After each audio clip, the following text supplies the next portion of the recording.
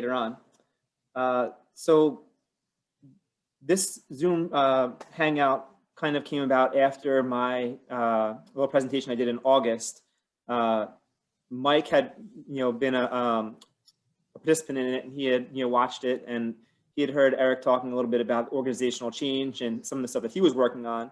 So he, eventually pulled me aside and was like, hey, can we do something about this? Can we do a presentation similar to the one in August, but, talking about how you scale this up and how you, implement change. And so that's where this kind of came about. And we realized that even though there's distance between us, New York and New Jersey, that a lot of the same stuff that we were working on as we brought this process in, we were doing a lot of the same stuff. And actually there's research on what we were doing, even if we didn't know it at the time when we were implementing it, So, but that being said, it still is good to then refine it, find out like what you're doing right, what you can be doing better. And I think that, so that's how our conversation that's the direction it went in. And then we realized that, we see a lot of questions on, on the ISCA group, people, how do we get buy-in, or how do we bring this change to our agency or to our school? So we were kind of thinking that not only will our experience be, good to share, but then also that combined experience and that troubleshooting that we've already gone through can help other people as they try to bring this to their work, to their practice, and then also have to, scale it up. So that's a little intro to, why we're here and what we're talking about. And the people that are going to present a little bit, it's like, a few minutes for each one of the points of the PowerPoint. I'll just go through real quick. There's, and this is from both Tradewinds and from Search. There's Mara and Mike, John, Tabby, Scott, myself, Eric, Ashley, Kirsten, and George. Am I missing anyone? That sounds like it. It's everyone? Okay. So let me get the PowerPoint up here.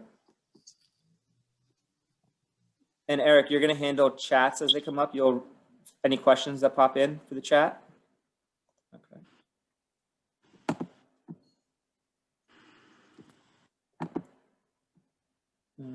Screen share.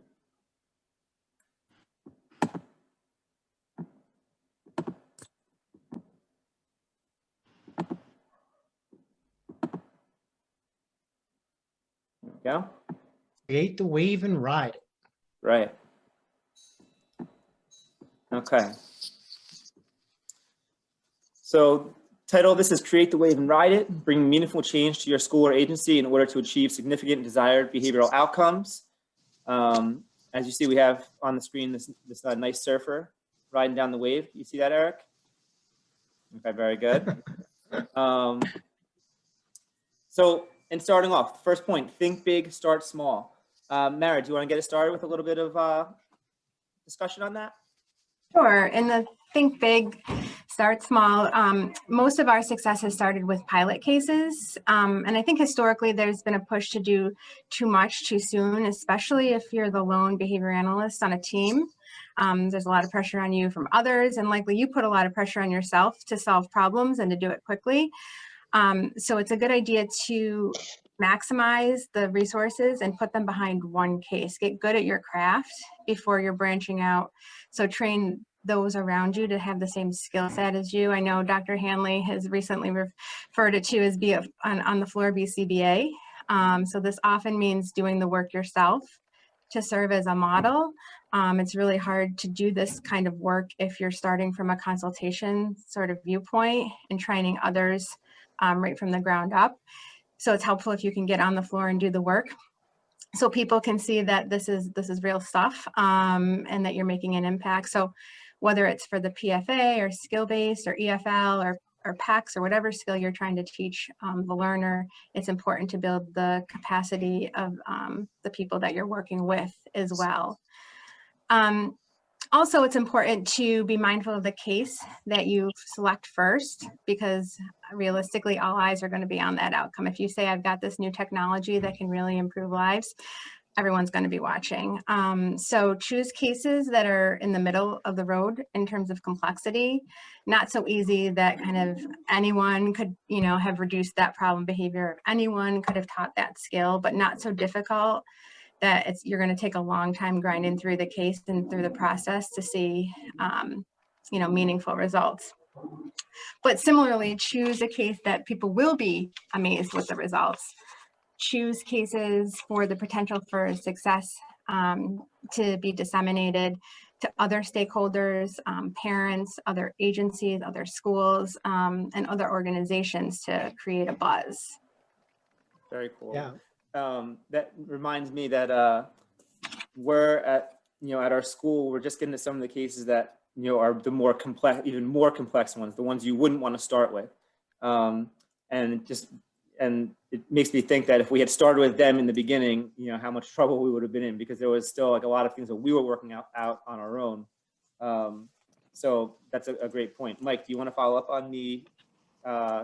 Yeah, so there definitely is a tendency, there is some pressure, especially in like larger organizations. You serve so many students to go large, to go big in the beginning, rather than start small. But it's really a matter of, when getting an initiative up and running, starting small, because then you can create some success, and success is contagious. And, one of the more important things, like one of these themes here, I think today is going to be about buy-in. And so,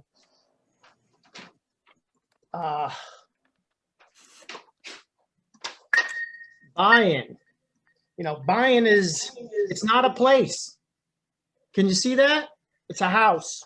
It's not a place. It's not a place you go to. It's not a destination. It's not somewhere you arrive. It's not like you say, okay, I'm here. Did you It's draw more like that? a process. It's like the wave. Whoop, was it upside down? No, buy-in's more like you got consumers that jump on, jump off. It's continuous. The waves are continuous. And, your instructional practices, your leadership practices, that influences your net gain and your net loss. I think that's really important to sort of understand that all this is about process. So what draws us to something like this is that it's inclusive as well. So, a lot of us work in organizations that not only include behavior analysts, but include speech pathologists, occupational therapists, other related service providers, paraprofessionals as well. And by starting small with a small group that may be invested, you're more likely to get that success, and that success can be contagious. So, and then, on first, regarding the first cases, like Mara says, cases that cases that you're familiar with, those are probably your first pilots to start with. We serve 80 students in our school. We have 70 faculty members or so, and we have 5 behavior analysts on staff. The way we started with the ISCA and PFA was, we started with 4 cases, and each behavior analyst was a lead, if you would, on each case. But they participated in all meetings surrounding all the cases. So we got an opportunity to learn collectively from all the cases. And that really seemed to have worked for us. So, it's whenever we think about change, school improvement efforts, we try to use the pilot model as well. We've done it when lifting off a VB approach for some of our language learners, using the Essentials for Living, when we were kicking off crisis intervention, as well as positive behavior support models. We start with small units, if you would, small cases, a few cases. So, that seems to really work well for us as well. And some of those cases are cases that we're familiar with, where we could easily turn behaviors on and off, where we could sort of go through the ISCA with our faculty and be pretty confident in some of the information we were getting in as well. Cool. So you guys both mentioned, as far as the starting small, that enables you or helps you to get that buy-in, and that buy-in is going to be a theme throughout this. part of the next point is create a sense of urgency and a buzz around it. So, you know, in order for there to be buy-in, so I think something has to have not been working previously, right? Like, you know, you're highlighting this failure of the status quo. You want a vision of something different because what you have is not all the way what you want it to be, right? So John, do you have any points that you want to talk about as far as this? Yeah, sure. And just like you said, having a sense of urgency or buzz first means articulating that vision of what is possible. For us, having that vision really helped to highlight the failure of our status quo. You know, we weren't getting to the skill development that would impact the lives of the students.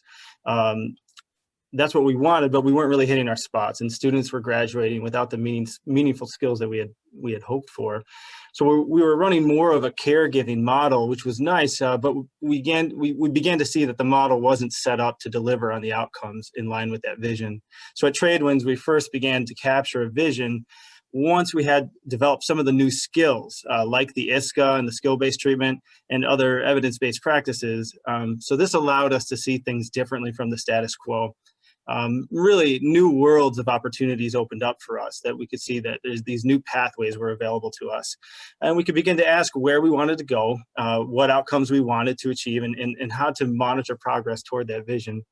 And as we progressed toward that vision, the vision developed and changed a little, but that was okay.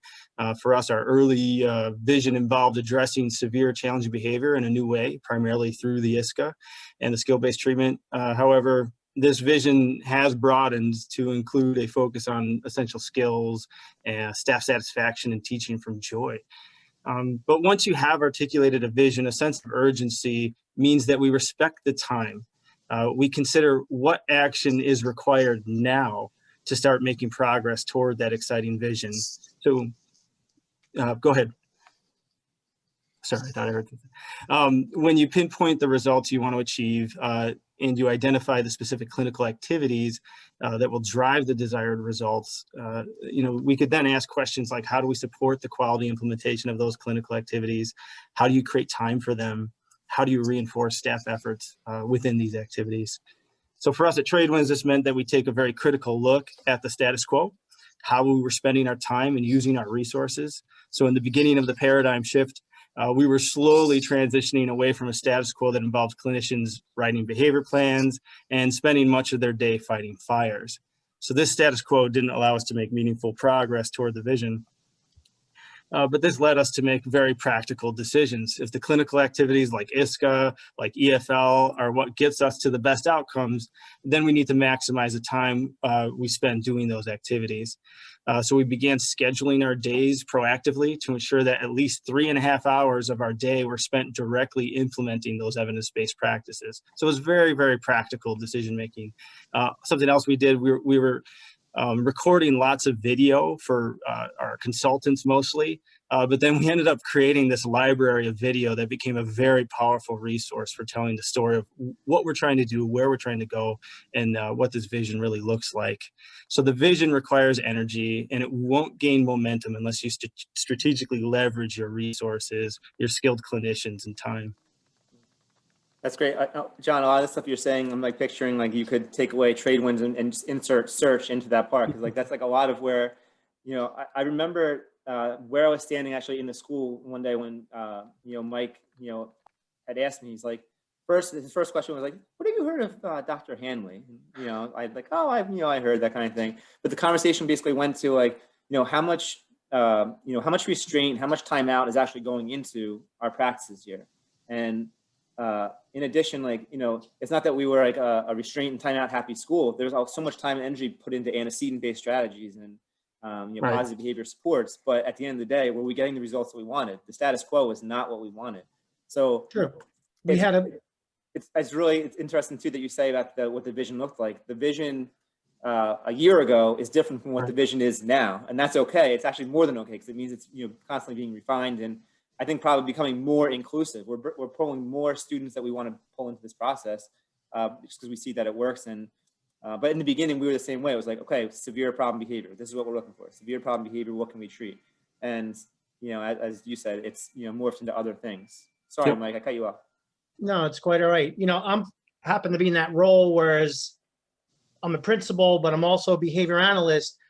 So I sort of I could help build that urgency in a faculty meeting, getting up in front of the group and saying, listen, you know, we're using timeout too frequently. We're using restraint too frequently. We're going to find a model where we're not spinning our wheels so much. And, you know, that's where PFA sort of came in to help us, you know, establish that change in our thinking, you know, that paradigm shift. So, you know, we didn't want to be a program that engaged in too many of those practices. What we found was, where we created that sense of urgency, was we had a lot of behavior plans that just weren't going anywhere. And so we took a critical look at those as well.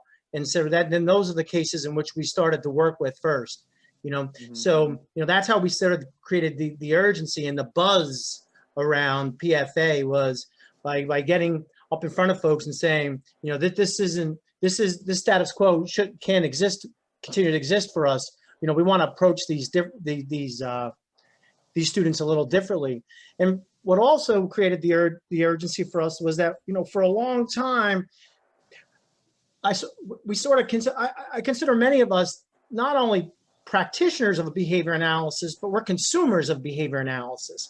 So we consume the research, we look at our journal articles, we see what our colleagues are doing, and PFA, you know, sort of also fit the mission of the school, which was to be, you know, a non-aversive agency and more constructive in our approach. So, you know, that's sort of, we created a sense of urgency in terms of changing the way we were thinking about our programming, and, you know, being able to include a functional analysis in our program was really important to us too. So that was a sense of urgency. You know, prior to that, we were looking at a lot of the literature on functional analysis, and, you know, there's many limitations regarding using that in a school setting, and that sort of, you know, prohibited us from using that.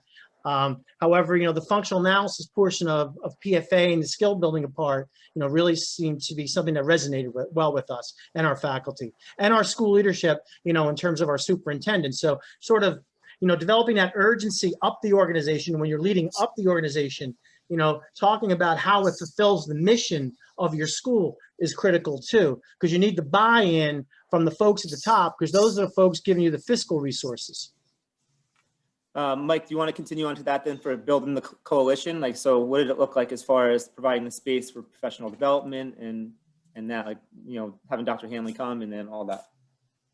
Yeah, so, you know, when we've implemented different school improvement initiatives over the years, you know, we have a tradition of, you know, looking to the experts. So, you know, we've had Dr. Carbone and the folks from Pennsylvania and patenting come in and work with us a little bit, or we visited them over the course of several months and years to implement the VB model. We've had Dr. McGreevy come in when we were implementing Essentials for Living.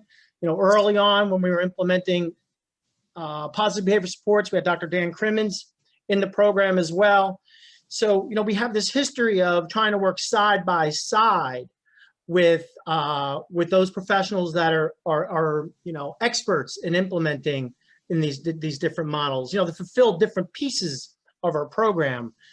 So we bring them in and we have them work closely with our behavior analyst team, as well as teachers that are part of our program, that are committed, that are invested, that may be responsible for the programs, the instructional programs, the IEPs, if you would, of the students that we're piloting. You know, and then from there we grow. I remember when, you know, starting small, thinking big, you know, something we started when we were implementing verbal behavior model and all the teaching procedures and the transfer procedures, and using a card sort and mixing and varying and changing our discrete trial formats. You know, we started literally by bringing an expert in, teaching one teacher. And some folks will say, well, that's really expensive to do, but that is how you maintain the quality and the integrity of the development of your program there. So we had one teacher be trained, that person trained two folks, and then you just grow exponentially from there. And it's a very similar model to what we've used here. We started with four cases, 5 behavior analysts, one behavior analyst leading each of the 4 cases. And from there, as we've learned, we've been able to sort of grow out those nodes as well. So get more and more teacher assistants involved, increase the number of teachers as well. But I think one of the themes that is really important to what we're doing today is sort of this whole idea of starting small, keeping integrity, keeping fidelity, and then growing from there, because you're able to problem solve so much along the way. Very nice. Does that cover building the guidance coalition? Does anyone else have? I think also Tabby has a little bit too for building coalition. Yeah, I can speak to that. A lot of what you were saying, Mike, is what we've done at UCP as well. We've brought in the experts to kind of build capacity. About 3 years ago, we started building up the team of BCBAs. So we also started really small, and through Dr. J's efforts have built quite a team. I think another part about building the coalition is, building this army of champions. And this can include people within your organization, but it can include people outside of your organization, right? If you're the lone BCBA that's in a public school, you need to find people that are to surround yourself with that have the same vision and understand, this direction that you're trying to take your program. So this group is a perfect example of that. And this group should be a part of our army. I also think that part of building a coalition, it's not always the people that you would expect. It could be the teacher assistant that doesn't know anything about ABA, but they have the drive, but they don't have the skills. So then you need to build capacity and help build their skills. And just the theme of all of it is like, you can't do it alone, right? You need to find individuals that are going to help you with this culture change and help you with the shift. And that's certainly what we've tried to do here. And we've expanded outside of the clinical department. Like I said, it's not always the clinician. It's not always the BCBA that's going to be the champion. It could be the direct support staff. It could be your principal. So it's identifying those people and really drawing them in, and then reinforcing all of the great things that they're doing and that they're helping you with to make this change, this paradigm shift. Thanks, Tab. That's a great point too. I think about the about if you don't see the team right away, you might be creating this team, right? So like if you're like on your own, so to speak, if you're one BCBA in a school that's maybe not really behavior analytic, it doesn't mean that you can't find the people to join your mission, right? So that's a really good point, especially because I think that like I know that I feel very privileged and lucky to be on a team and have like this be at a school where all this is kind of presented to us, but not everyone is so lucky. So it's definitely easier for some, but also just keeping in mind that you can build this anywhere, I think. Cool. Great point. Yeah. All right, so the next point is develop the vision and strategy. So we were talking about the first 3 points of starting small and building this coalition. But so when you're actually developing this vision and strategy, what does that look like? So Scott, do you want to jump in a little bit on this? Yeah, I think this was really key, particularly as we expanded things out, as we tried to help it go large with all staff. Using universal protocols as our strategy, it was really important that we capture both where we were and where we were going. Recognizing that despite our efforts, we were inadvertently keeping people in old learning histories that said that they still needed their challenging behavior to get to what they needed, and that they could still expect that learning was going to be difficult and that it was going to be hard and they were likely going to fail, and that our interactions were often going to mean that there were going to be demands placed on it, or they were going to experience power struggles. So we had to shift all of that away from that, embrace the fact that we really wanted to be in a place that we took the heat out of situations, that we focused on positive regard and empathy, that we were able to demonstrate that learning wasn't going to be hard because we were going to partner with you and we were going to be able to help you be successful, and that it was going to be much more fun to be with us. So to capture all of that, we used universal protocols so that the students could see that all these things were going to be possible for them. The staff could see that it was going to be a safe and dignified interaction, that they were going to increase their job satisfaction. They still could get to the goals that they wanted, and that we could teach them to think critically in the moment so that they could be making those moment-to-moment decisions around how do I help this person obtain happy, relaxed, and engaged? How do I keep them there?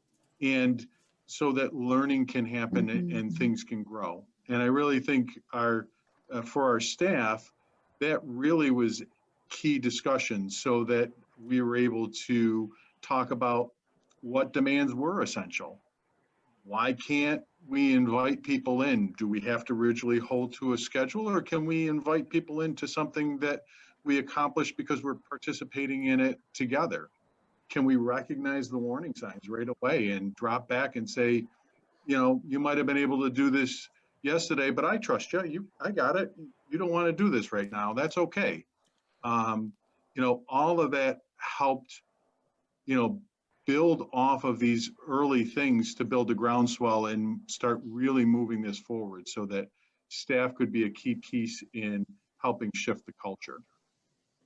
I think those are great points, especially if you think about like as a staff, from a staff's perspective, like, does this feel right? You know, like a lot of times you're using extinction procedures, or you're trying to work with a student who is not happy, relaxed, and engaged, and like you're being told like, no, this is the way you should do it. So you do it, but like it doesn't feel right. Whereas we're telling them, okay, we want you to follow their lead. We want you to create joy. We want them to be happy to be with you. We want them to cooperate, not comply, like all this stuff. There's something that feels right. You know, it feels right telling someone to do that. I think it also feels right to hear that, and to I think that creates this shift in not only how we're going to be treating, you know, challenging behavior, but also it goes beyond that. Then it goes to like really how we're treating like all of our students, and how, like, you know, I think that everyone would agree like how they should be treated, you know.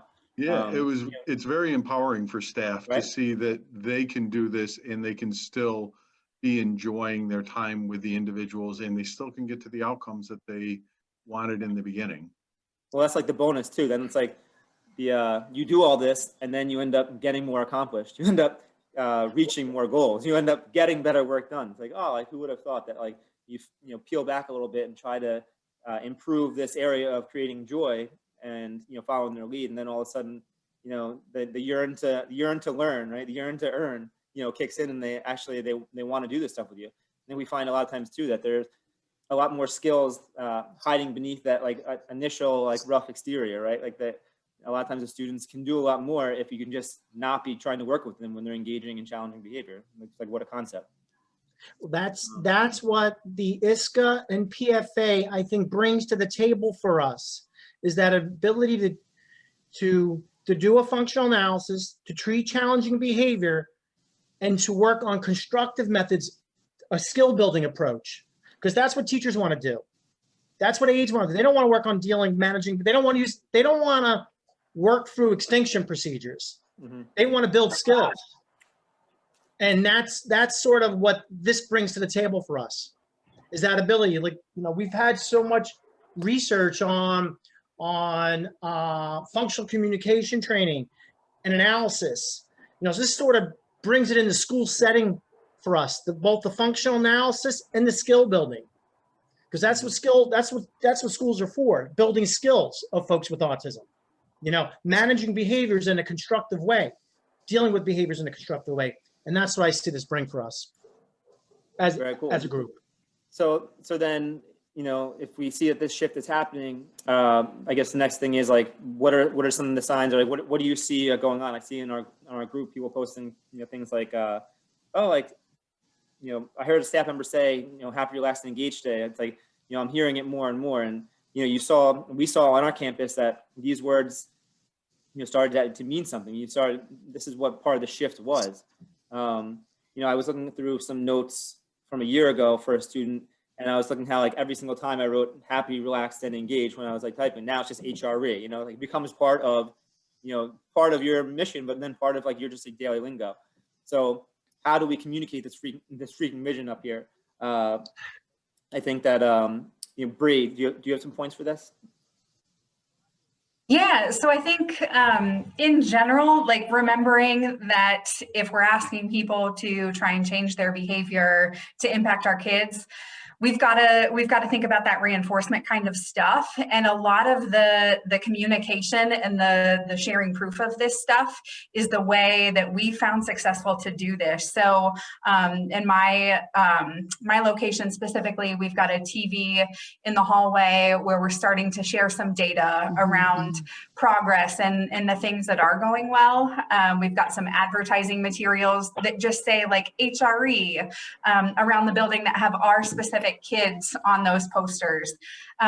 So just kind of giving that ownership and helping staff feel pride in their accomplishments and in their ability to change their own behavior. I think at first there's especially a lot of apprehension around, you're asking me to do something different. You're asking me to try something. You're asking me to work harder. And so that's kind of how they see it. And the universal protocols that Scott talked about has been really helpful for giving them the skills and some really specific, objective and measurable ways to define what we mean by treating people with positive regard and having rapport. I think for us as behavior analysts, especially, that stuff is a little more common sense, especially once we're trained and skilled in doing the ISCA and PFA stuff. And so, it's different for our staff in large part. So permanent products for us have been really helpful. Those anecdotal stories definitely help. But I think photos and videos are pretty undeniable, especially videos that show progress over time. So those kids, we've got one specific in my program where we had a student who everybody kind of knew. She's been in our program for a really long time. And it's kind of fair to say that year after year, we'd had a hard time teaching her any functional skills. And so kind of using her and highlighting her success over time is something that reaches a lot of audiences with just one video. And remembering that your audiences, I think we sometimes assume that their values align directly with ours. Sometimes they do and sometimes they don't. But the HRE stuff and the rapport, televisability, those kind of things that Dr. Hanley hit so hard on, just like they speak really well to try and change our students' behavior, they speak really well to the changes that we're asking our staff to make too. So it's kind of nice in that aspect that we've got the same tools at hand to kind of speak to what we're asking them to do and then communicate about their successes and their ability to do that. That's awesome. I mean, in thinking about the permanent products and the anecdotal stories, if you think about it,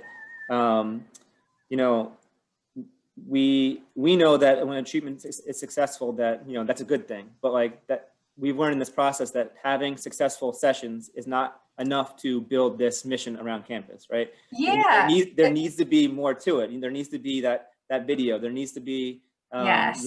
That student walking in and like, not even during a session having a difficult moment and like, asking, using their FCR and then being okay with not getting something. And everyone's like, what just happened right there? And, you see a change, you see that physical change going on. It's hard to deny that. Whereas like, if you have a graph that shows you, oh, look, they were 18 for 18 in this last session. It went really well. Like, maybe a lot of us would look at that and be like, that's awesome, but there needs to be a little more than that, especially when we're talking about, expanding this and scaling it up.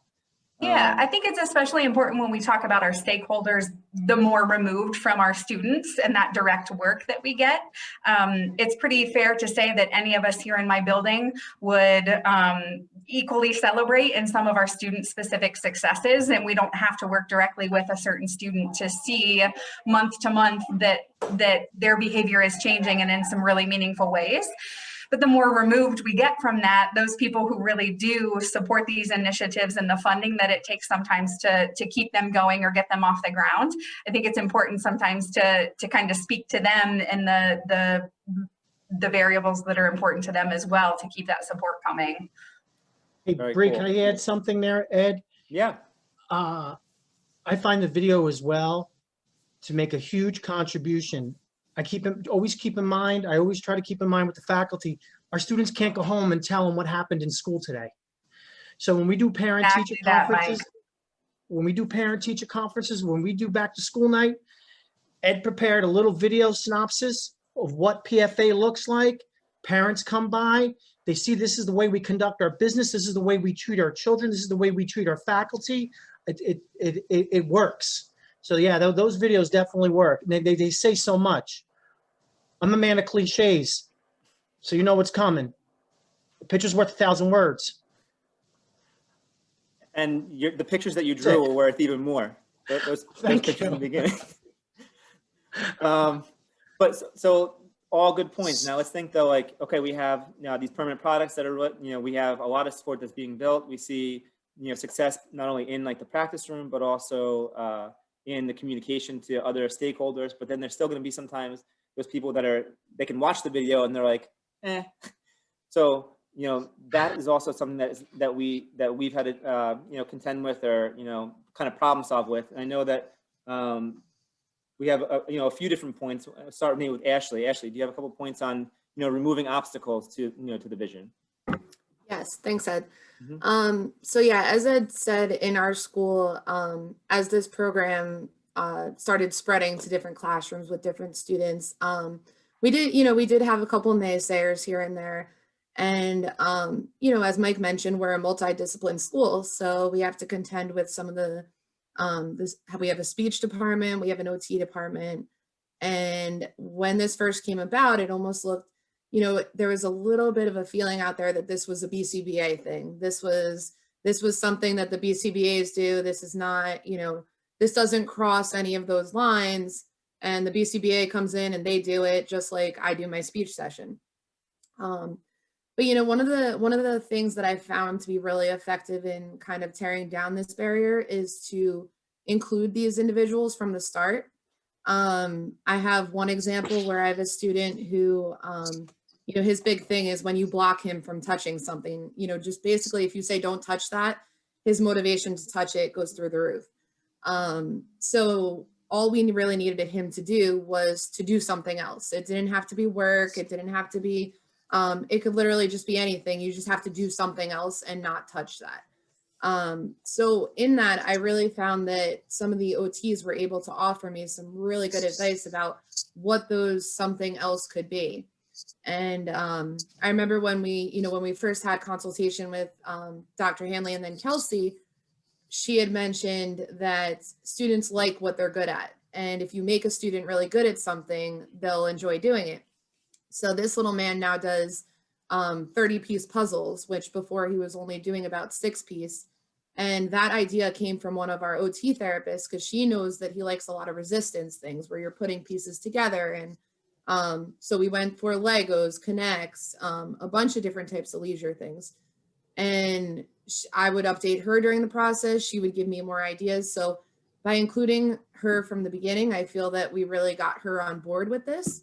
And I could say the same for one of our speech language pathologists who from the start, I consulted with her a little bit about, what would the best my way response be?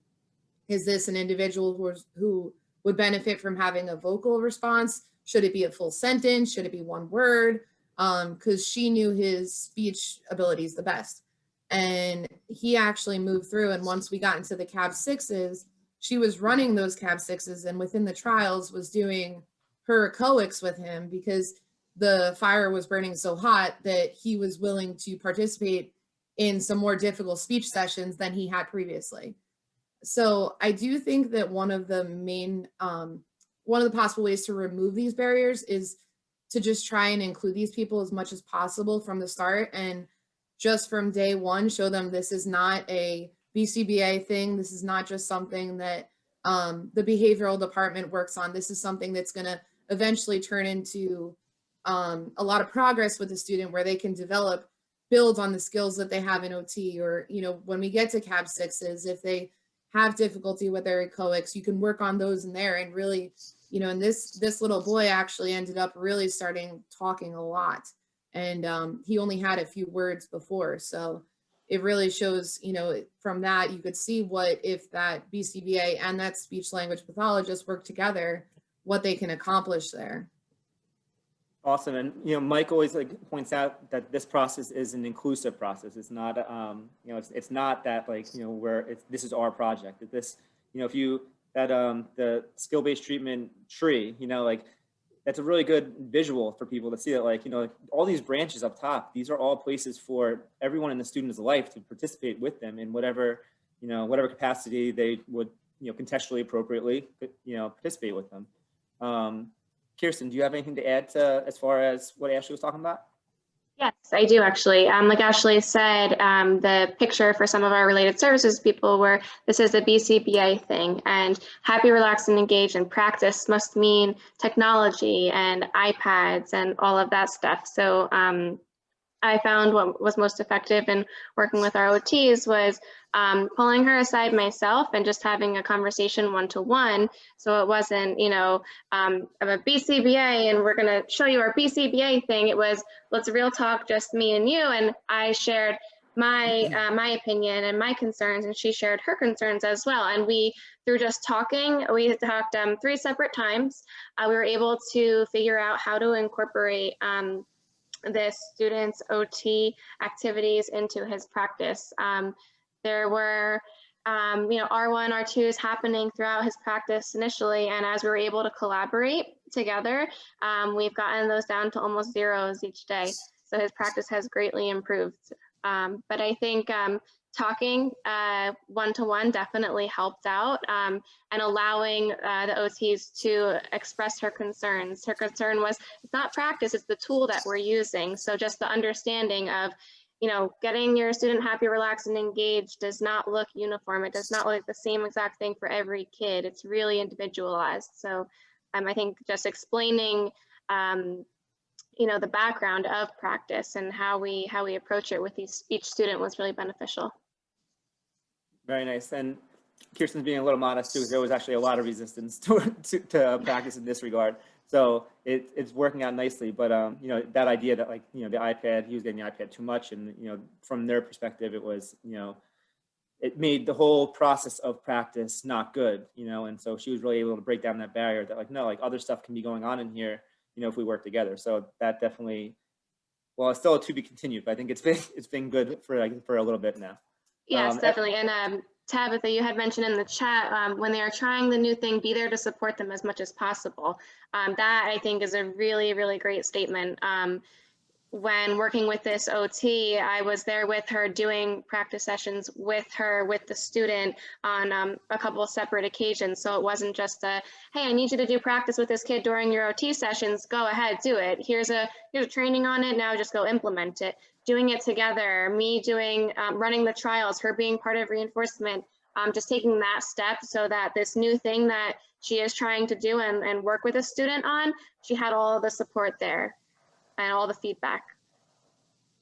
Very nice. Eric, do you have anything to add? Why, yes, Ed, I do have something to add. I think the points that were previously brought up through this presentation really are some of the main strategies you're gonna use to remove the obstacles that are in your way. And they're certainly going to be in your way. We manage those obstacles every day.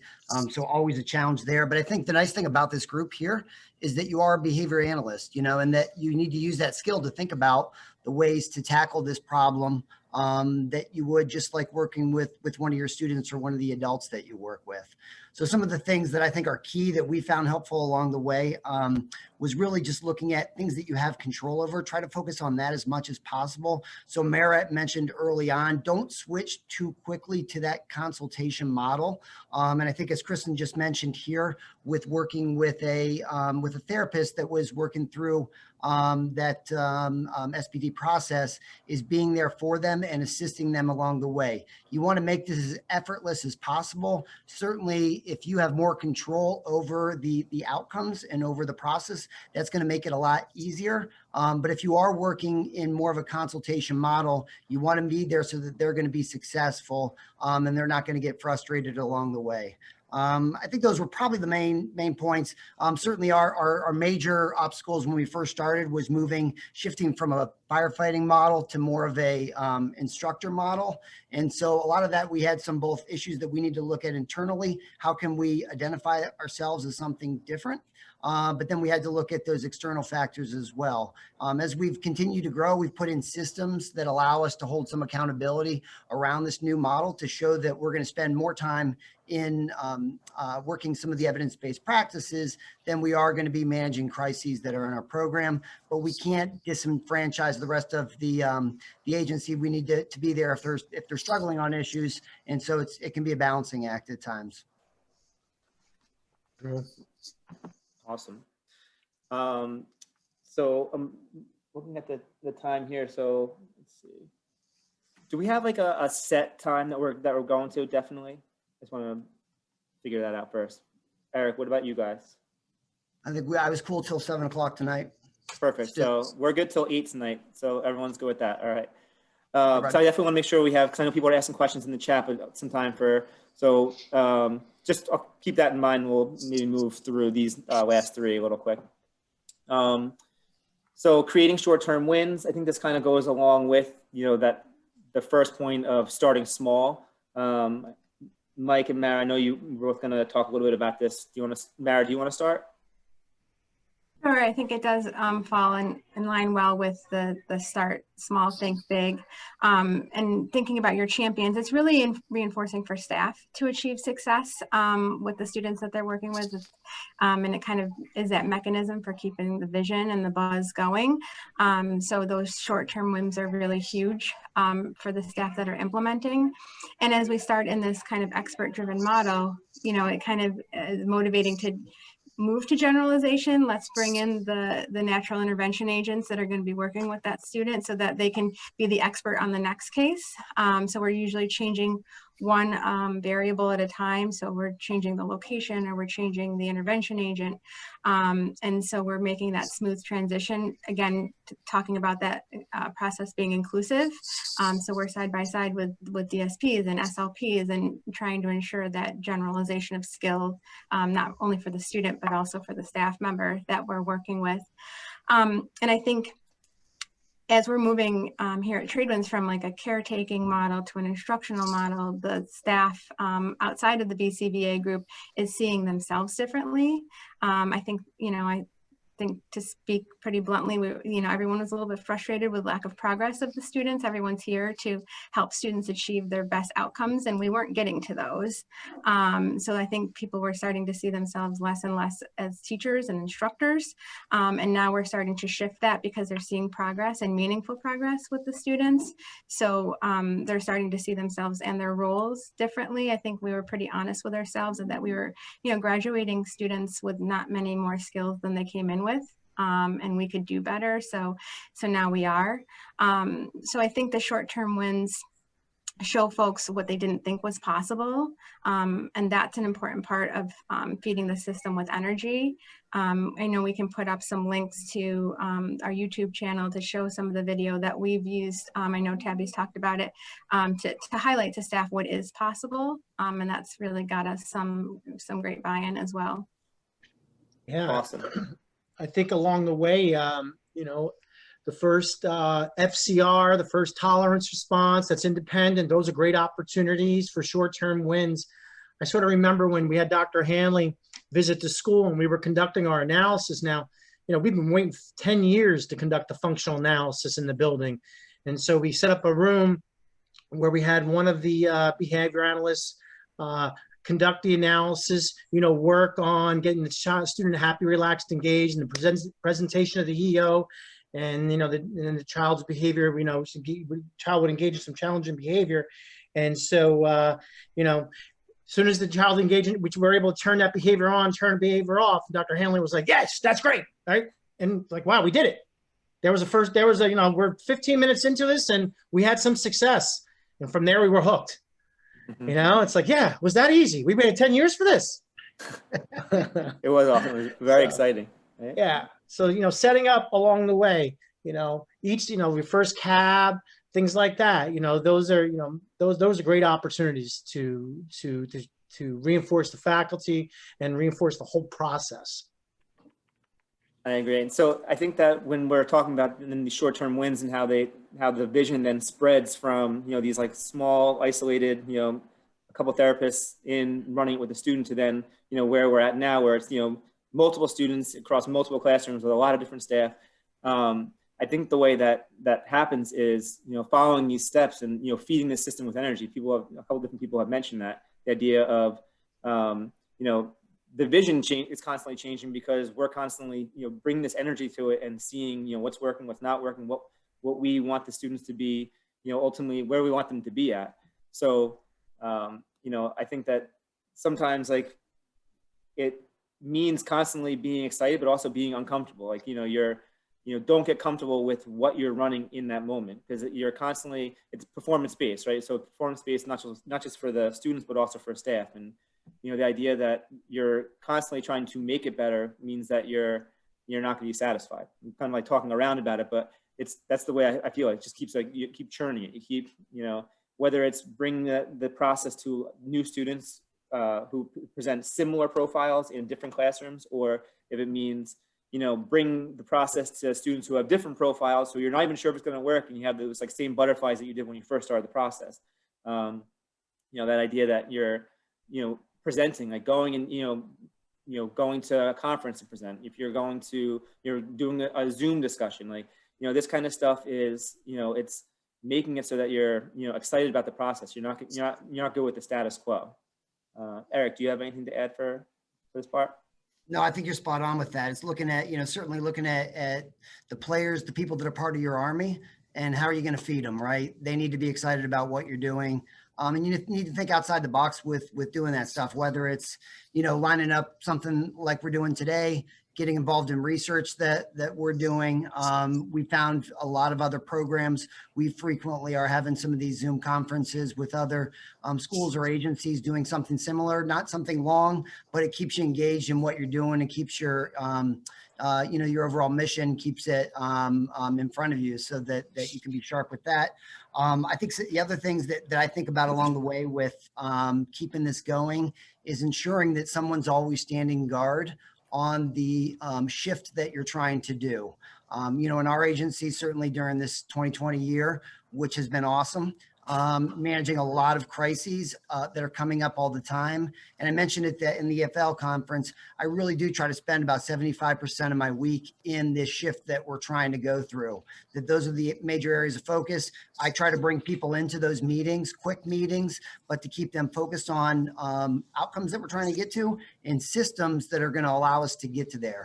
I think that's where we've moved as we've continued or scaled up, is looking more at systems for our agency, where we have 200 kids that are in our school program across the 3 schools, as well as in our adult program with another 250. So it's a lot of programs that we're working through, and knowing that systems are going to be the thing that's going to help us.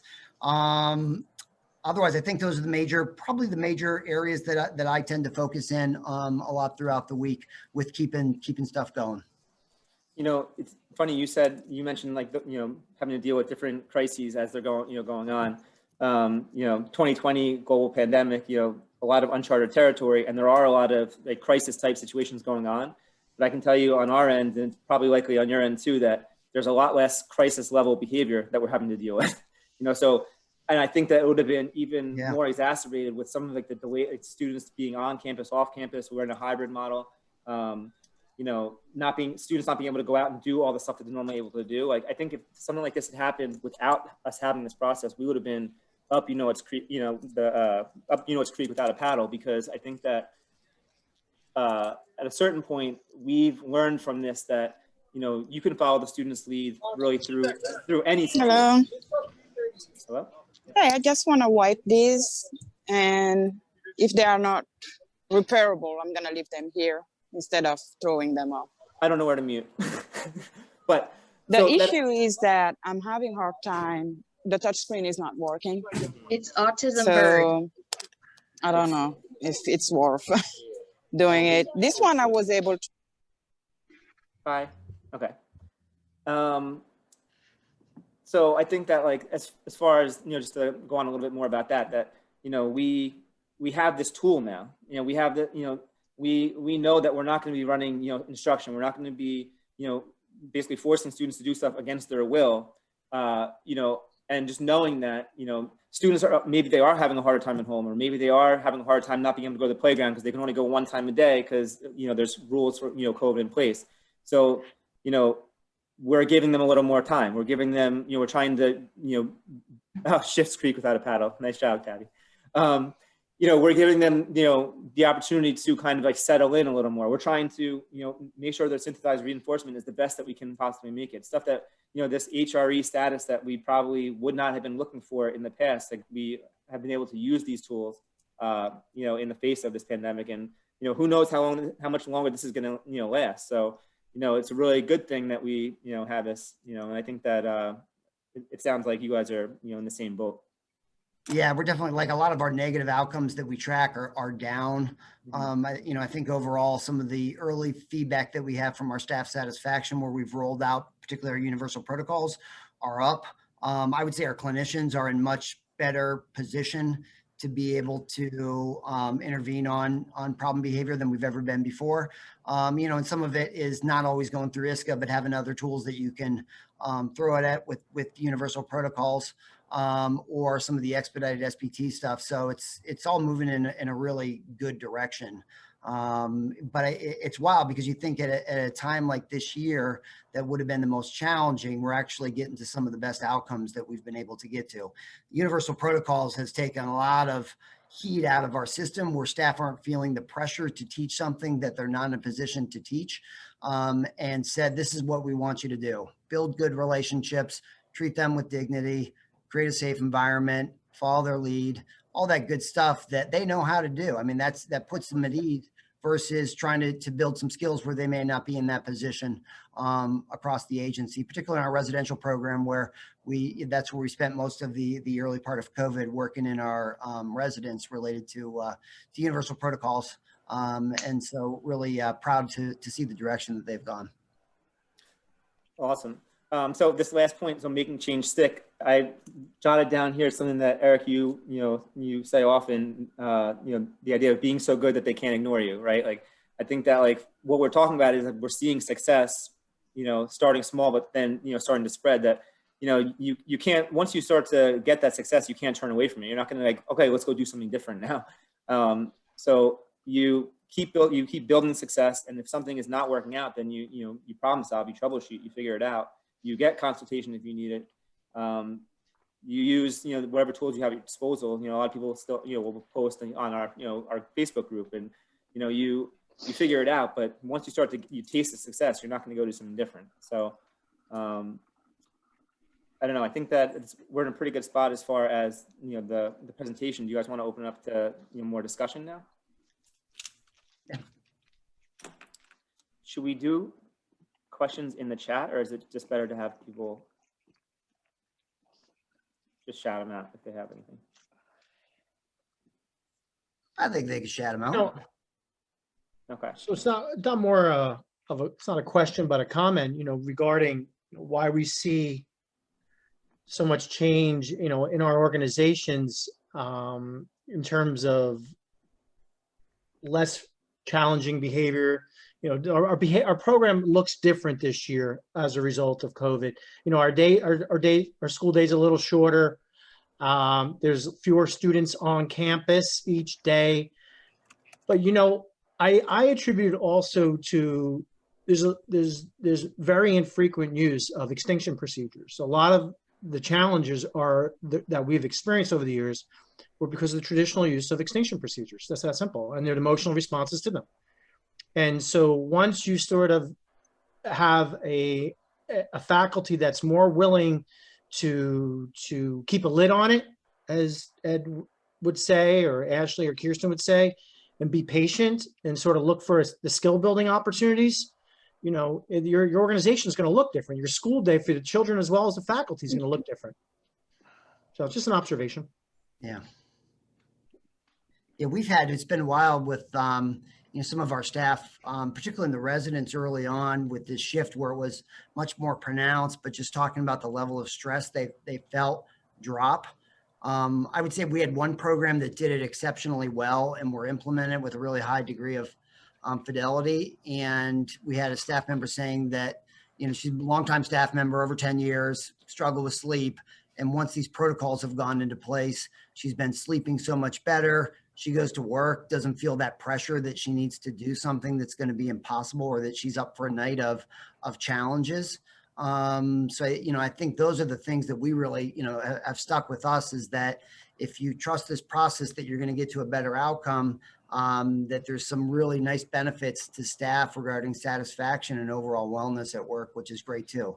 I think anytime you can get to those win-wins is what you're looking for, right? That builds your army right there to say, yeah, you can get the gold of this industry of getting to some skills, but you can also feel really good about what you're doing, far less stressed out.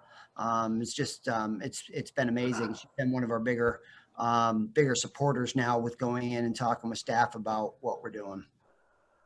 Have you noticed a change in your staff turnover after you heard those kind of qualitative or anecdotal stories about feeling better coming to work?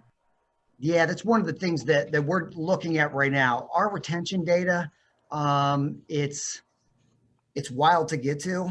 Certainly in upstate New York, a large agency, we've struggled with staffing vacancies, particularly on our residential end. Right now, the overall trend looks like it's very positive, moving it as far as staffing stability, decrease in turnover, and increase in overall retention. What we're going to try to get to soon, and some of it's our systems we have in place, is measuring it, look at the programs that that staff started with universal protocols in those programs and whether they've maintained themselves in that program following it. That's a little bit more dicey to pull out that information from our current databases, but we're on it. And I think that's a big thing. And I think it's, Mike mentioned it earlier, your major stakeholders that are going to give you money to do more of this is your finance department. And if you could say, we're going to reduce workman's comp, we're going to reduce injuries, and we're going to increase overall your retention of your staff, that's definitely a win. And I think we all have experienced that when any of our staff leaves, the amount of time it takes to go overall train new staff can be very challenging. So, those are the areas that I would look at if anybody's looking to implement this program wide, is start to have conversations with your finance department, with your administrators around what are their problem areas right now, and how these interventions could assist in those areas.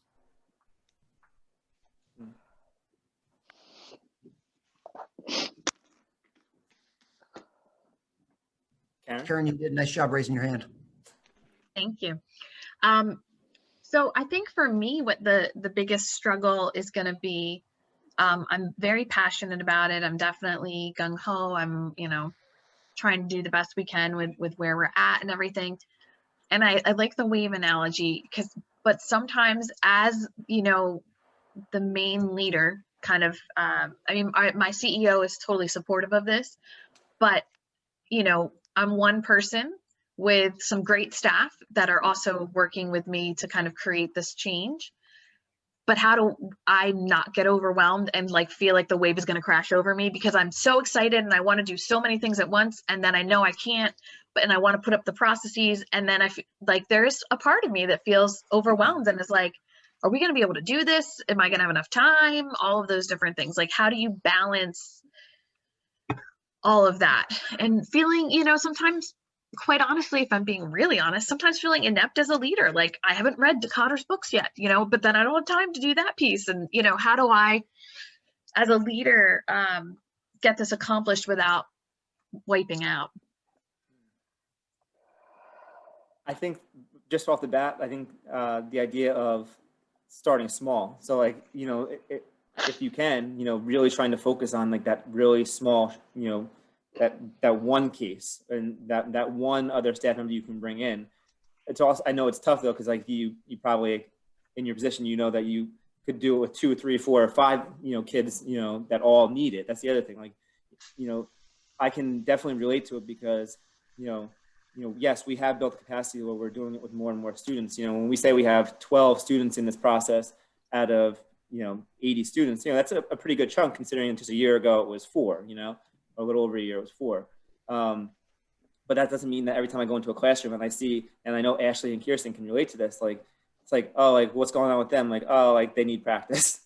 But we know that we can't physically take it on in that moment. So then you feel the guilt of well, this is what they need right now. So it's that cycle. I think the best thing you can do is focus on those initial things that you can control, and those cases that you have already started, have that take care of itself, because once you get through the process a little more with that, and then you have someone else running it, then you can take a little more of a step back and then start to focus on another one. But you can't do 2 and 3 and 4 at the same time, especially in the very beginning and by yourself. It would just be, you will wipe out. Yeah, and I think for me, Karen, these things feel a lot easier and a lot more palatable and doable when you focus on those shared values. And Dr. Hanley gives those right to us so clearly of, we want more safety, right? We want this to be a safer place to come to work. We want it to be televisable. We want to be able to share what we're doing and not feel gross about the behavior we're engaging in. And we want to have that rapport.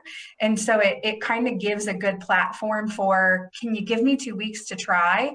And I commit to trying too. And I think the thing I love most about Dr. Hanley that he's taught me over the years is to be less compliance focused myself, that there is no one perfect way. There is no one way to check that box on the task list and say, I did it and I did it perfectly.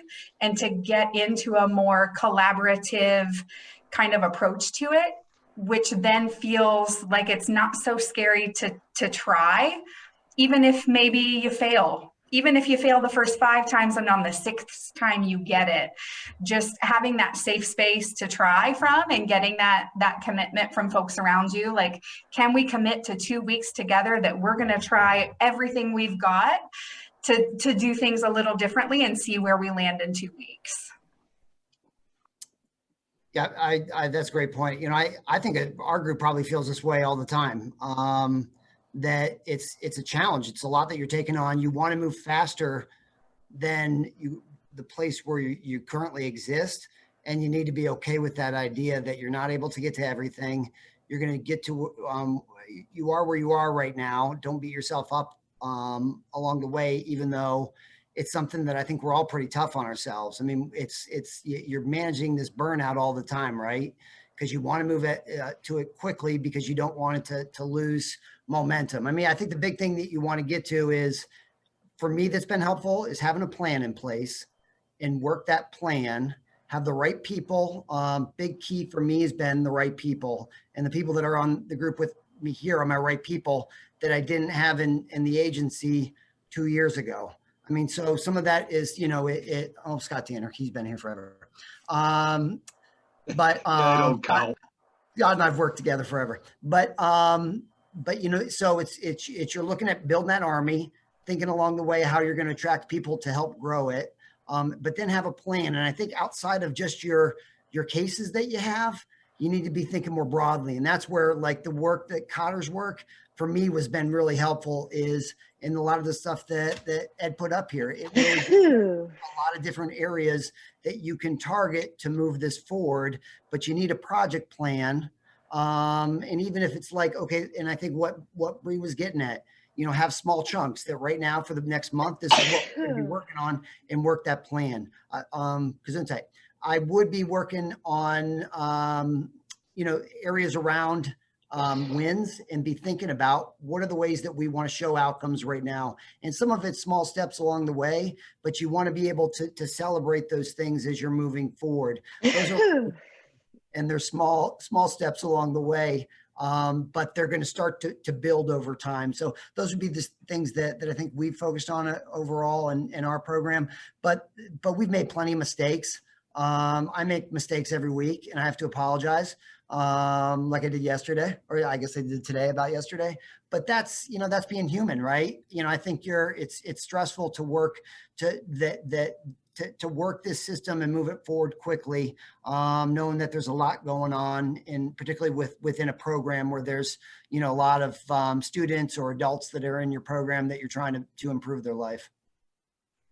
I think to add to those too, Karen, I think that, maybe you can't start a PFA process for, every kiddo that you think would probably benefit from it. But something that, we found that is successful is like taking some of the principles from it. So, like, some of those universal protocols, but also, like that idea of, student-led, or taking time to really dig deep into what their synthesized reinforcement is, like stuff like that you can spend a little bit of time with a staff member and the student, maybe not go through this whole process, but, you know, start to improve that. Because a lot of times I think that, you know, we talked with parents too, some of our consultation notes for parents, you know, even over, you know, COVID, you know, is, you know, like your homework is like to spend time with your kid a little bit, not doing anything else but kind of following their lead. You know, stuff like that pays huge dividends that, you know, you don't need like a full protocol for. You just need, you know, to take some time to commit just to be available. And then the idea for your staff also, like the idea of, you know, not teaching them when the student is upset. So like you don't need to run this whole process for them to do that. And that can kind of maybe help you not feel so overwhelmed in the moment of like, oh, I'm not getting to, you know, Billy, Bobby, and Johnny because I'm working with this student over here. Well, you can still help those students and those staff members by giving them some of these, you know, more universal things before you can get to them, you know, as far as the process they need. That's a good point, Ed. We've definitely pulled out, you know, teaching the tolerance response to a lot of students in the natural setting because they didn't really need that pull-out method, and that's made a big difference for a lot of them. And you know, we're all guilty of biting off more than we can chew, and I definitely pulled more students into practice prior to doing all the training that I probably should have done before bringing more kids in, because then, you know, your hands are tied because you have to be there for their practice sessions. But I'll tell you though, you know, before COVID, I was also consulting in a public school. So I only had a couple days a week on campus with our practice students.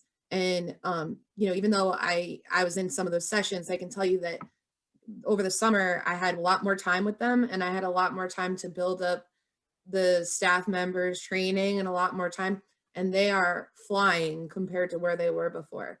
However, I'll tell you that, you know, they were still making progress. It's just that, you know, if you focus on that smaller one case at a time and get them up and running with staff members who, you know, get the training that they need, then you can kind of put your attention elsewhere. So I think that'll help a lot, is just, you know, find out how to keep a lid on it for most of the kids and then focus on one case who you start building on. All right. Yeah, Ed. Yeah, Shane Right. Shane wants to go, right? Oh, go. No, I was just gonna, I think those are all great points. And I like what I took, I've used that a lot where, hey, let's just use this value system for these couple kids. So with me, I sometimes come into places, I'm in New Mexico and I'm like the SBT guy. It's like, oh, here's this weird Shane SBT guy. And I try to like really hype myself up, like drink a Red Bull or something before I come in and bring some fun, but really just be normal. Cause I do agree. It's like that internal struggle of like, can I do this? And now, you know, I have more cases doing it at more places, but from in the beginning, what was just most successful for me was, and it has backfired on me, but trying to go fast. So if you say, hey, Shane, like you're going to be here for 5 hours, if I'm tired, I might go get like a Red Bull, but I'm like, I'm going to show you that I am on the floor, BCBA. I'm going to give you really my attention, be available. I'm going to do the PFA. Then I'm going to do these branches, at least find you a simple FCR, complex FCR, and we're going to like do this and find a good HRE. And I think when people see that and they see, whoa, this person is like really excited and passionate about this, like, I don't even care if he's wrong, but let's keep this rolling and try, because I think that the RBTs are like, will be like, wow, there's another person in here not doing extinction, not just like telling me like, hey, vary this up, just do this, just avoiding things. He's coming in and I'm doing that. And, you know, and I tell RBTs, because they'll be like, oh, he's doing it with you, won't do it with me, I bet. Cause that's usually what I hear. Cause it's like, you're novel, you're fun. It's like, you know, and then teaching them how to be fun. But in the beginning, and now I have a couple different roles where I'm trying to scale this out. But that internal struggle is real. So I think bringing it back to the community, but really being a human and like I feel like drinking, there should be like a drink, like drink the SBT and be like, all right, I'm going to be just fun, bring out these values, like, and like Eric said, oh, I really just screwed up there. My bad. Like that wasn't smart. And I think that humility, people see like, oh, they're not just like here to like put on a show, or just like, they're trying to not manage this case, they're trying to solve. And I think that really has at least helped me trying to figure that out is like taking that one case or taking that time and really being like, this is my schedule. This is like what I'm here to do. And kind of showing people that kind of way. Well, Shane, when you're talking, I'm thinking of, building rapport with not only the student, but also their caretakers. So in building that rapport, part of that comes with honesty, right? Like, yeah, I did mess up, or I don't really know what's going on right now. Like, saying those things, builds a connection because, I think far too often, we might come across as we think we know everything. And then when it blows up, then now everything we've said kind of is steamed, as opposed to we're working through this together, we're collaborating. Like, you're the expert on the student. Like, here's what I think. What do you think? Those things, it's a gradual process, but it works, and then when things do blow up, if they do blow up, then you come from a place of like, figuring it out together as to what the next step is, that performance based, it's inspiring. I think the whole process is really cool.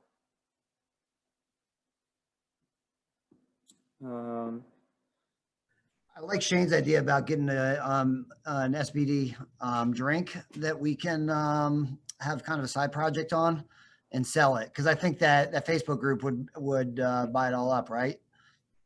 I think FTF already has the rights to it. But it is true, because I go in and I explain the process, but I try to explain it as it's happening. Like, okay, there's an R2. Let's think safety. Get your safety thing up. That's what we're going for. We're not building rapport.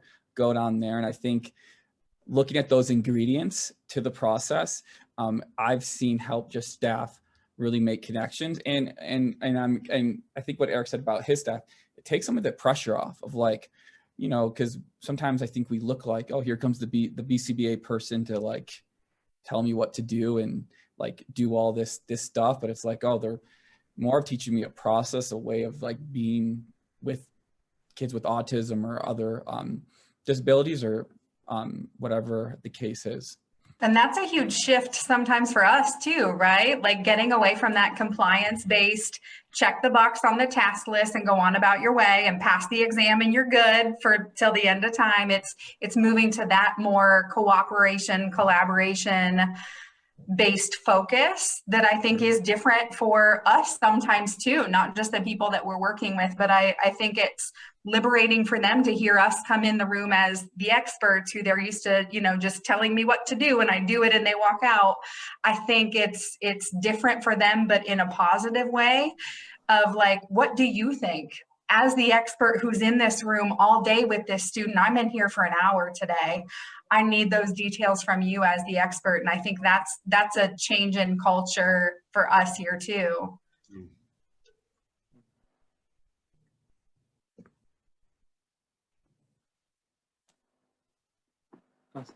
There was a question on the chat. Was that answered or no? Let's see. I've been doing a good job of moderating. Shweta, she gave a thumbs up, so I'm assuming that means it was answered. All right, good. But I could be wrong. Yeah, actually, I mean, I'll just talk softly because, okay, so I hope you can hear me. So just like, we have done it, like, when we go in cabs and we're teaching cabs, the progress is kind of slowed down. It's there, it's definitely there, but like the parents want like, probably like a speedy process.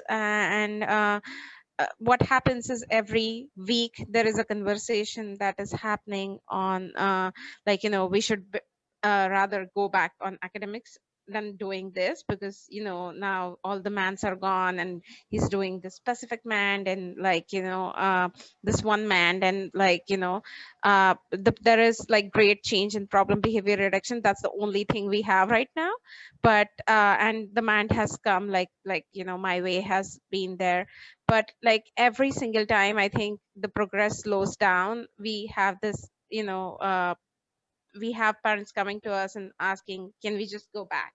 So how do you like there is, and I think it is coming also from a very different culture where every kid, like, every kid is compared with the other typically growing kid.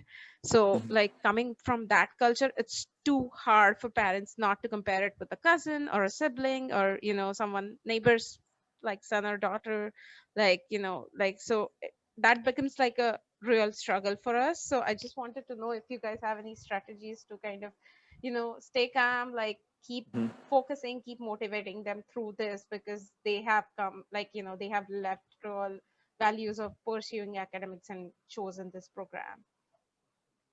I mean, I think that in that situation, the best way you can approach it initially, it's just with empathy. Like, you can imagine how they feel in that situation, and any response that you give them that is that this process works, you just have to trust me on it. It will probably fall on deaf ears, if not now, at each time that there is slow progress or the student perhaps even regresses in any way.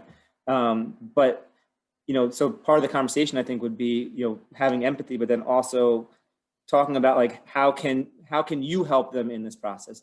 Like for some who might be more academically driven and they're comparing to their neighbor's kid who's going to wherever, it's maybe in helping design what the cabs are going to look like, having them be more involved in that part of the process, even if the student is not there yet. It's like, how can they help set up the table of high expectations? What do they want on there? What branches do they want to see?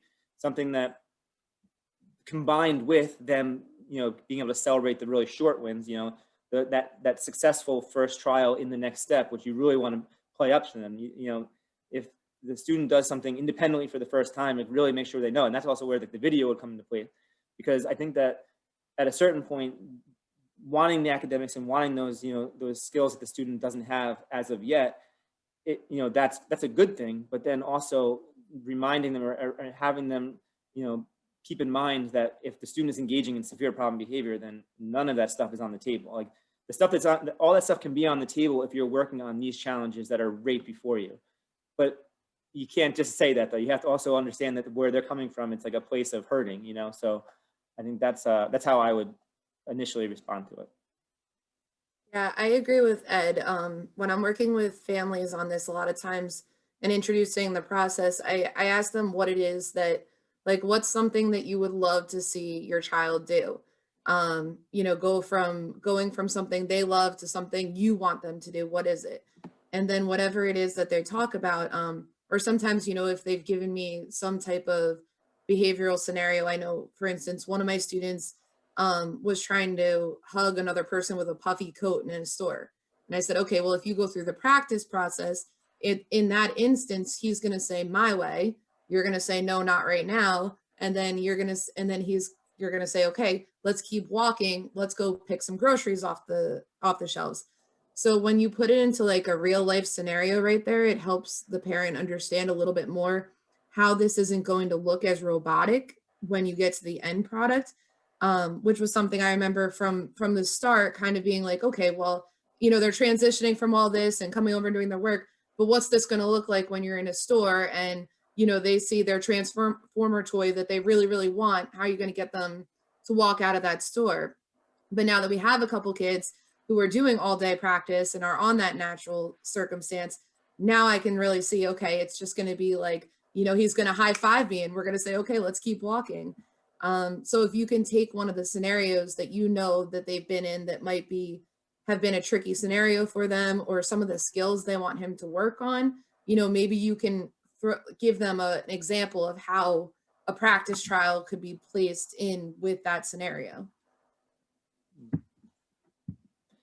I think what's cool about this process too is that, part of it also goes the other way too. It kind of helps parents rethink, like, sometimes what are the definite no's and what aren't the definite no's too. Like, sometimes being able to, say like, no, like I'm busy doing this, and, their child saying like, well, can I have my way? And it's like, actually, you can have your way. I'm going to reinforce that for asking so nicely. Like, like as parents or, as teachers, you have schedules, you have stuff you have to do, you have stuff you have to run.